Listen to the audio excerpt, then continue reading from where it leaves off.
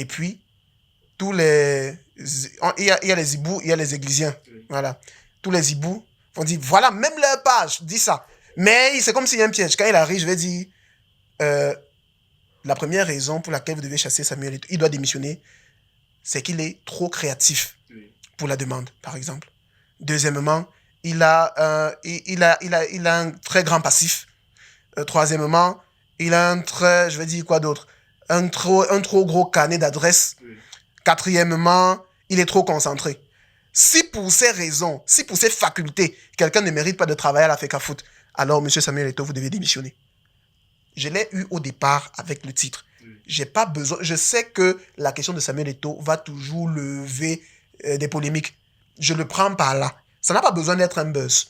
Mais si seulement mon titre d'accroche au départ suffit, les personnes vont lire. C'est comme ça que ça fonctionne. Donc, il ne faut pas toujours ça. Si tu n'as que le buzz sur lequel tu veux t'accrocher pour créer du contenu, c'est aussi vrai qu'on est dans un environnement où c'est un buzz par jour. Voilà. Et là, au Cameroun, on est tellement... Oui, on est motivé à 2-3 buzz par jour. C'est une terre bénie des buzz. Chaque jour qu'on dort, c'est vrai. Des influenceurs même aussi s'enrichissent là-dessus. Mais en réalité, pour maintenir l'audience, parce qu'à un moment, il faut... On vient même sur la prochaine question. Voilà. À un moment, on est fatigué. C'est ça le problème du buzz. C'est pour ça que les gens ne bâtissent plus des carrières. Ils fonctionnent sur le buzz. Vous allez voir... le prophète quand même avait prophétisé. Quelqu'un, 24 heures plus tard, il y a la musique, il y a le clip. Alors pour l'exemple de la FECAFOOT, j'espère que vous ne souhaitez pas la démission de Samuel Eto'o. Non. Ou c'est juste... C'était un exemple. On aurait pu prendre Chococam. J'aurais dit quelque chose sur Chococam. D'accord. Alors, comment garder l'authenticité? Comment garder son authenticité dans son rôle de créateur de contenu quand on connaît que dans les réseaux sociaux, les algorithmes sont tellement changeants de jour en jour, surtout avec le phénomène de buzz.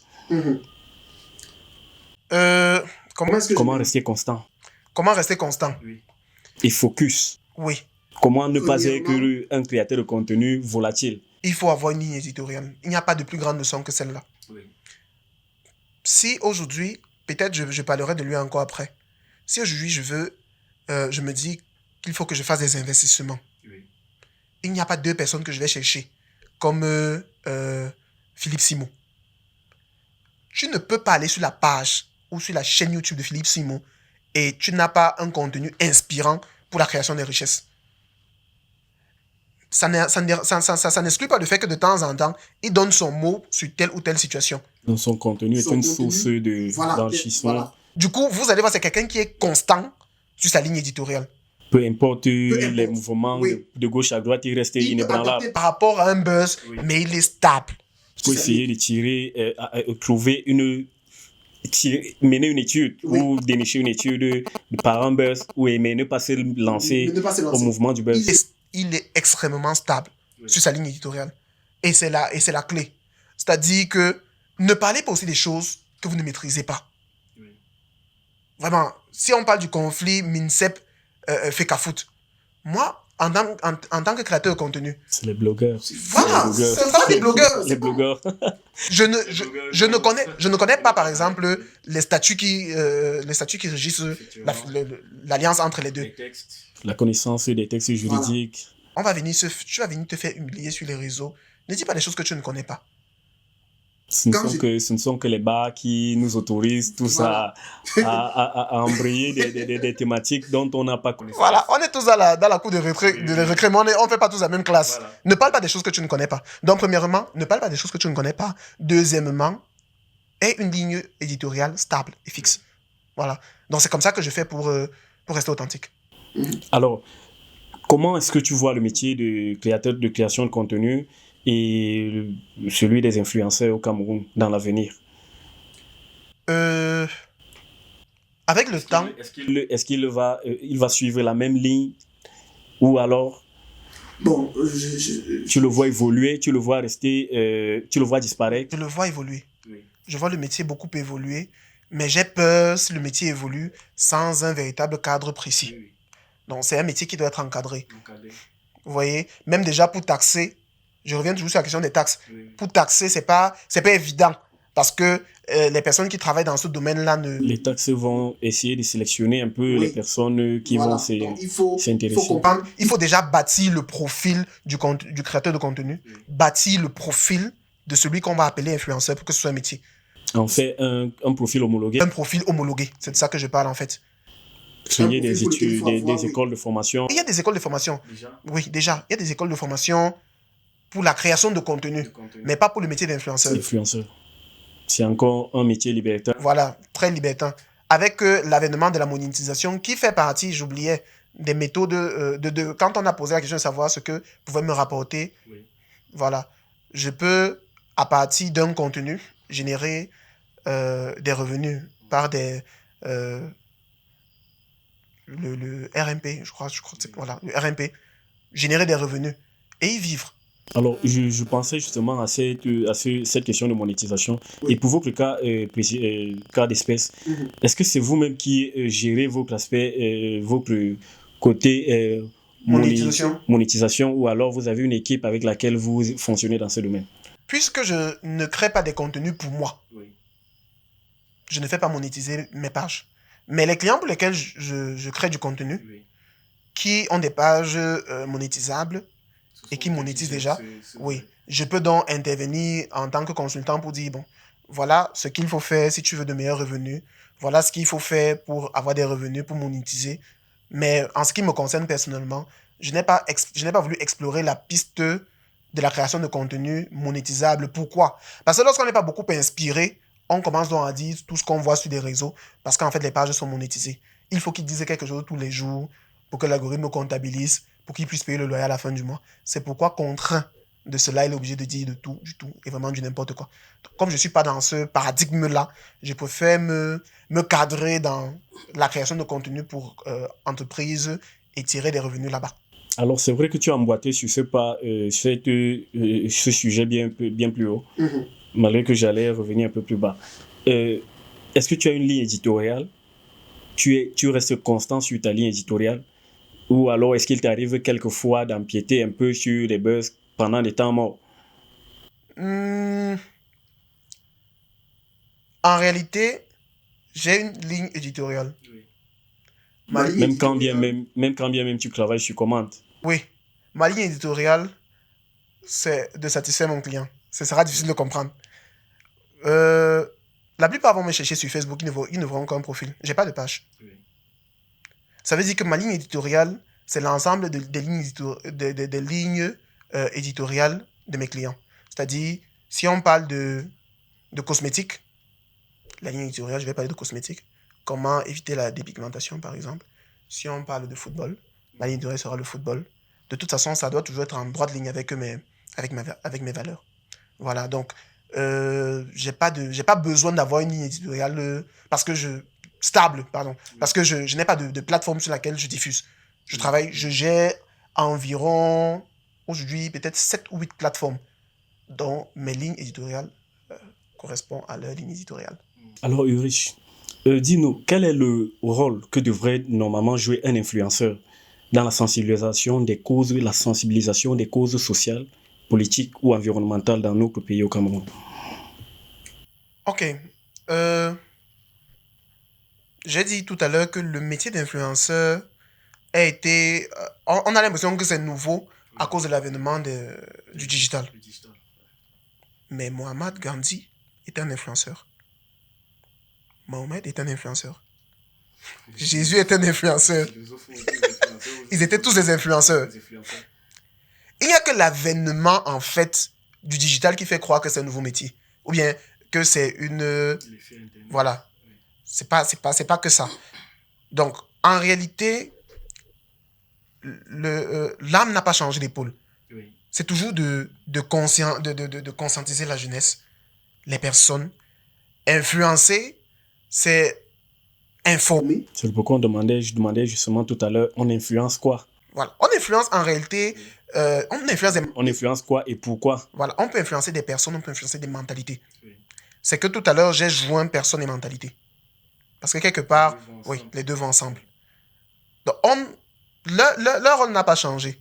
On influence l'environnement. On influence l'environnement. Parce qu'on ne peut pas changer, on le dit si bien, un corps sain, un esprit sain dans un corps sain. Voilà. Donc, le métier, puisqu'on a convenu tout à l'heure que c'est devenu un métier, ça n'a pas changé. Vous allez voir, les influenceurs également ont un rôle important dans la mesure où, généralement, ce sont des conseillers, des hautes personnalités.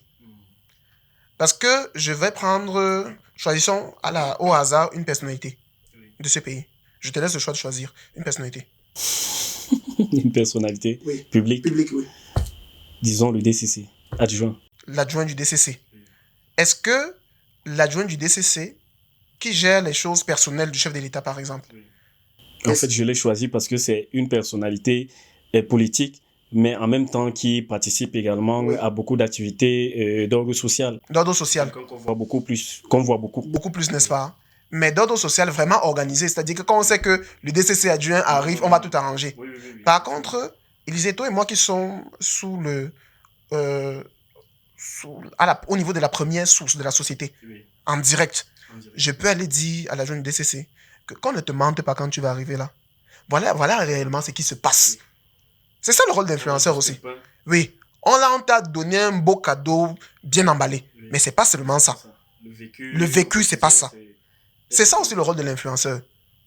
Vous verrez, je vais prendre un autre influenceur qui m'a beaucoup marqué, bibliquement. Il s'appelle Jean-Baptiste, qui part dire à Hérode que, en réalité, tu n'es pas censé épouser la femme de ton frère. S'il le dit, il le dit dans un contexte où le frère d'Hérode est encore vivant. C'est-à-dire que Hérode, à cause de son pouvoir, il a arraché. Oui, je viens de te dire clairement que ce que tu fais n'est pas bien parce que l'image que tu donnes n'est pas. C'est un influenceur.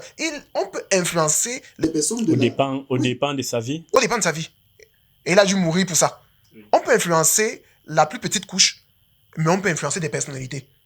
C'est pourquoi les influenceurs en réalité sont les bons amis, les grands amis. Ça, c'est quand on a effectivement compris le rôle d'un influenceur. Oui. Quand on ne sait pas lancer dans ça, juste dans la recherche d'un gagne-pain. Un influenceur peut vous donner des informations les plus cachées, les plus subtiles que vos personnes, en tant que personnalité les plus proches, ne vous donneront pas. Donc, le métier n'a pas changé, en réalité. C'est la tendance les orientations qui ont pris d'autres routes. Oui. Ok, d'accord, c'est entendu. Alors, dites-nous, au Cameroun actuellement, est-ce qu'il y a un créateur de contenu ou un influenceur que vous considérez comme une référence en matière de puissance et de réussite? En matière de puissance, performance, il y en a un. En matière de réussite, il y en a un autre. Oui. C'est pas que l'autre n'a pas réussi. Mais quelqu'un que j'ai vraiment comme... Oui, que je veux dissocier. Quelqu'un que j'ai vraiment comme mentor, qui n'est pas vraiment au Cameroun, je l'ai cité tout à l'heure, c'est Philippe Simo. Oui. Dans son originalité, dans la quête de... D'origine camerounaise, oui. Qui m'influence. Oui. Donc, dans son originalité, dans son innovation, dans sa quête de la bonne information avant de communiquer. Dans la création de contenu. Dans la création de contenu, oui. Lui, je l'apprécie. Et en termes de réussite? En termes de réussite, c'est lui que j'apprécie. Oui. Maintenant, en termes de puissance et de créativité, je vais donner deux. D'imagination, il y a un grand frère qu'on appelle Claudel Nubissi. Oui. Avec ses 800 idées par seconde. Ce grand effort. Il fait au moins 4 posts par jour. Wow. Et des textes qui ne sont pas générés par intelligence artificielle, quand on les lit, on connaît. Ça, oui. C'est pur. Ces textes sont purs. C'est pas des l'IA. C'est original. Et il a toujours... Vous allez voir, il va aller faire ce qu'il appelle la messe entrepreneuriale. Où il va se mettre comme le prêtre, au lieu de donner la communion. C'est nouveau. Et c'est avec lui que mais je n'arrivais pas à comprendre comment est-ce que des personnes dotées de toute une intelligence pouvaient aller s'asseoir. Comme vous dites, la messe de l'entrepreneuriat. Oui. Voilà. La messe entrepreneuriale. La messe entrepreneuriale. S'asseoir et payer pour s'asseoir là. Payer pour s'asseoir. Des gens payent pour s'asseoir. Donc voilà un modèle. Le deuxième, comme je disais, c'est même en termes de réussite, Steve Fa, en termes de créativité. Oui, non, là, je le mets dans les deux. Oui. Performance et succès. Et succès, oui. C'est en termes de création de contenu. On peut tout dire de lui aujourd'hui, mais c'est un bon modèle. Il est extrêmement créatif. Wow. En termes de créativité, quand je suis en quête de créativité, moi, je ne vais pas le regarder. On peut tout dire de lui à cause de...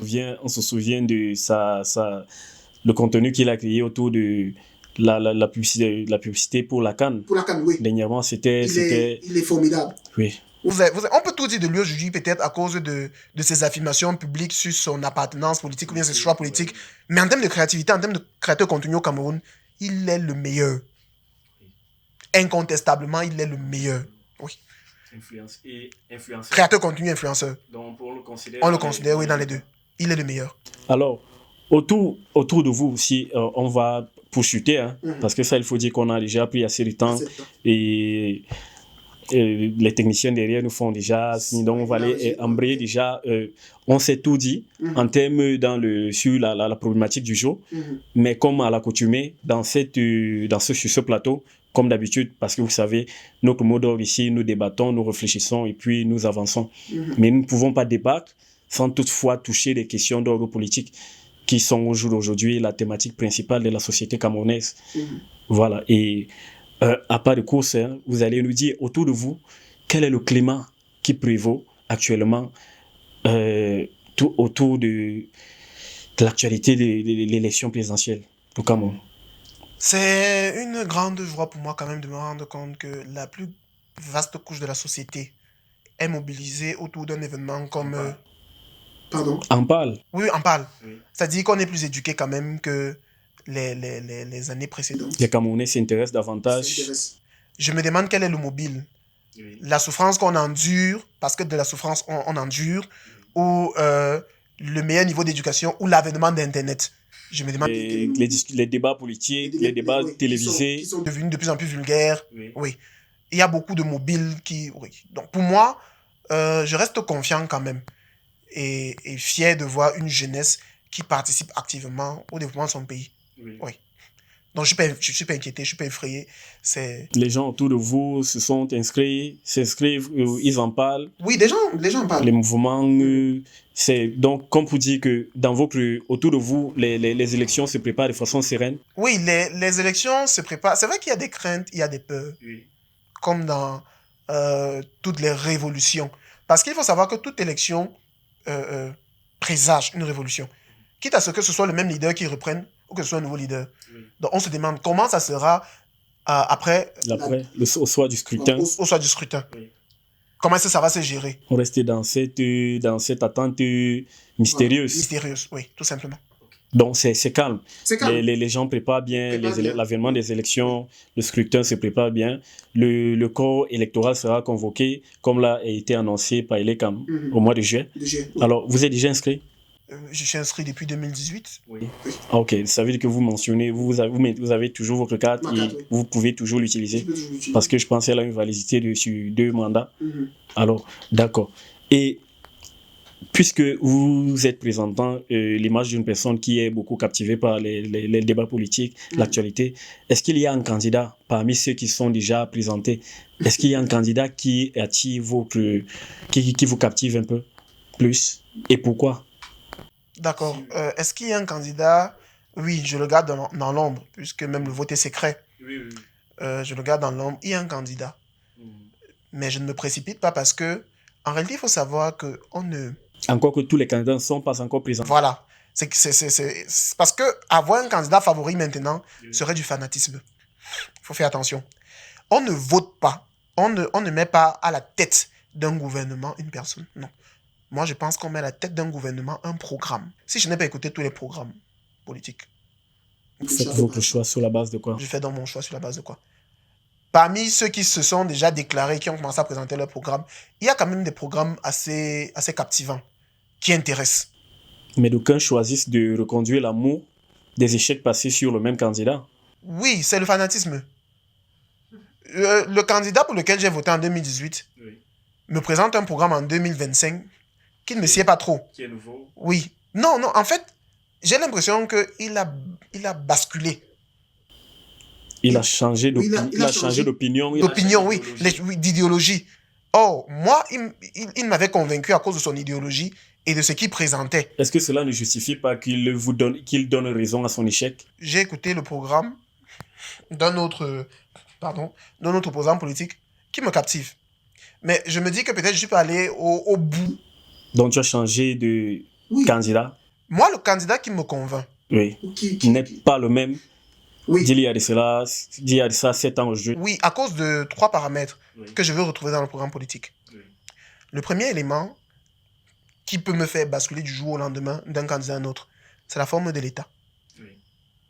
Où est-ce qu'on ira? Décentralisé, fédéré, royaume. Voilà, premièrement. Oui. Le deuxième élément qui m'intéresse, en dehors du volet économique, bon, je parle, voilà, c'est la question de la gestion du sous-sol camerounais. Il y a des huiles dessus. Voilà, on en parle. Oui. Comme je n'ai pas d'éléments et de preuves, je ne peux pas parler. On ne sait pas s'il est déjà exploité, s'il n'est pas encore exploité, si d'aucuns se sont appropriés. Le troisième élément, c'est la question de l'homosexualité. Oui. Du genre. J'étais stupéfait quand j'aidais quelqu'un à faire une souscription en ligne en Europe et on met sexe, mâle, femelle, odeur. Ou à autre commande. C'est qui autre? C'est encore qui? C'est pour dire j'ai du respect pour les personnes autres. Oui. J'ai du respect parce que je vais te faire un aveu. En réalité, j'ai des clients qui sont autres. Qui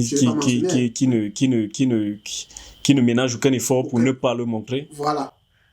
Qui sont autres. Maintenant, on va revenir sur... Donc, en fait, comme j'ai dit au départ que il faut que la personne ait la même vision que moi, la même idéologie pour que j'adopte. Non, loin de là. Par contre, son contenu est instructif. Il est autre, mais il relate l'histoire du Cameroun. Que j'estime qu'il est bon que la génération actuelle comprenne. Le Cameroun, c'est comme ça, c'est ci, c'est ça. Est-ce que je vais uniquement m'arrêter au niveau de son genre? Non. Puisque je suis créateur de contenu, je vais l'aider à créer ce contenu parce qu'il est utile.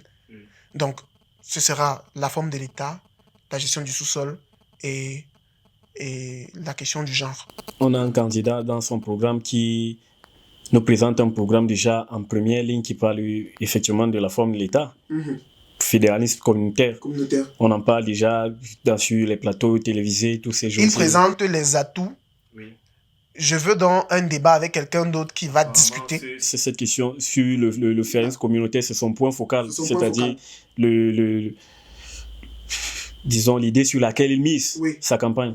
C'est son choix de miser sa campagne là-dessus. Oui. Si moi si j'opte pour un État décentralisé tout simplement, on peut comprendre donc qu'il ne sera pas mon candidat. Oui, on peut parler de formes, mais sauf que les formes sont multiples. Oui. C'est pourquoi je peux également me tromper. Je peux désirer qu'on soit dans un État fédéré ou bien dans un État décentralisé, sans vraiment avoir une maîtrise de ce qu'on appelle, ou bien une maîtrise ou des réalités, la connaissance des réalités de ce qu'on appelle le fédéralisme ou la décentralisation. C'est pourquoi je vais écouter tous les candidats qui proposent réellement ce qu'ils ont, qui nous disent on a ça, on a ça, on a ça. Et puis je compare, je dis bon, je m'accroche sur ce candidat. En des termes les plus brefs, dites-nous. En tant que citoyen camerounais vivant au Cameroun, est-ce que vous partagez est-ce que vous partagez aujourd'hui les mouvements des éléments de la base pour le changement? C'est quoi la base? La brigade anti-Sardina. Okay. Est-ce que vous partagez leurs méthodes qu'ils utilisent à la recherche du changement pour le Cameroun? Ok, donc ce que je dirais à ce sujet, c'est que je vais vous choquer. Leur combat est louable et appréciable. Le combat de la base? De la base est louable et appréciable. Ils combattent pourquoi?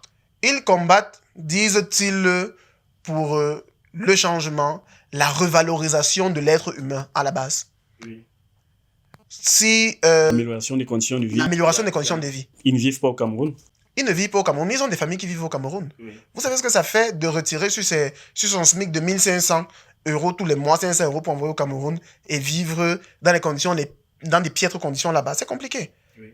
Donc, je vais au fond de ma pensée. Je loue cette initiative, mais je suis une personnalité non violente. De toute ma vie, j'ai jamais plié un coup de poing contre quelqu'un. Oui. Dans tous les pays, il y a des gens qui prennent des pancartes.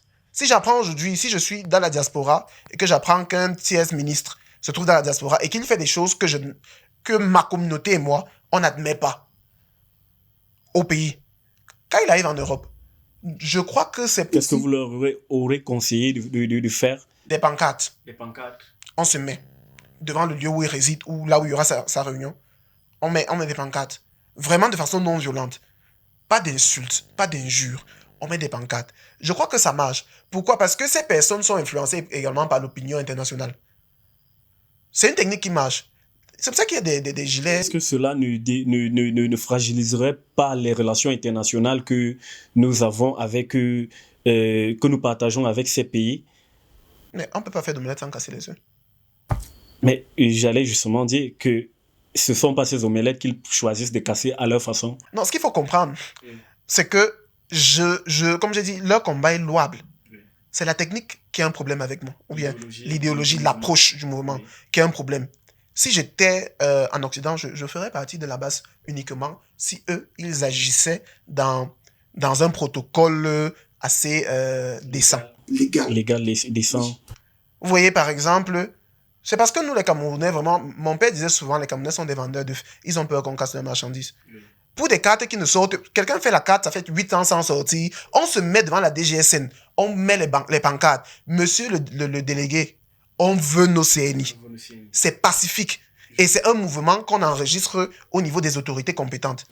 Et chaque jour, au ministère des Finances, devant nos institutions au Cameroun, on a des gens qui s'indignent de cette façon, avec des pancartes. Mais quand vous passez là devant dans les taxis, chaque jour, vous voyez les mêmes faces. On a l'impression de croire que cette méthodologie ne fonctionne toujours pas. La méthodologie, je pense qu'elle fonctionne. Des pancartes. Les pancartes fonctionnent. Elle prend peut-être du temps. Ça prend du temps. Et les gens ne profitent pas suffisamment de l'avènement des réseaux sociaux qui permettent d'amplifier une situation. Mais ça marche. Et les médias en parlent également. Voilà, les médias en parlent.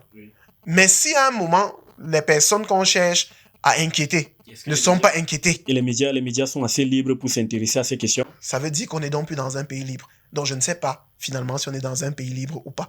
Je le dis, je donne cette technique parce que je crois qu'on est je continue d'essayer de croire qu'on est dans un pays libre. Alors, pour conclure, vous avez dit que pour la base, vous partagez je partage l'idéologie, les pensées. Je partage le combat. Le combat. Mais vous ne partisez pas. Je ne partise pas avec la violence. Avec la violence, non. Ok. Avec la recrudescence des débats haineux et des débats sur le tribalisme qu'on observe tous ces jours sur les réseaux sociaux, vous, en tant que créateur de contenu, qu'est-ce que vous faites à votre niveau pour essayer de ternir ces débats? Je vais encore te choquer. Oui. Il n'y a pas de problème de tribalisme au Cameroun. Je peux prouver. Je peux prouver. Est-ce que ça va vous gêner de dire d'où vous êtes originaire au Cameroun? Jamais. Fier. Vous êtes fier, n'est-ce pas? Vous êtes d'où?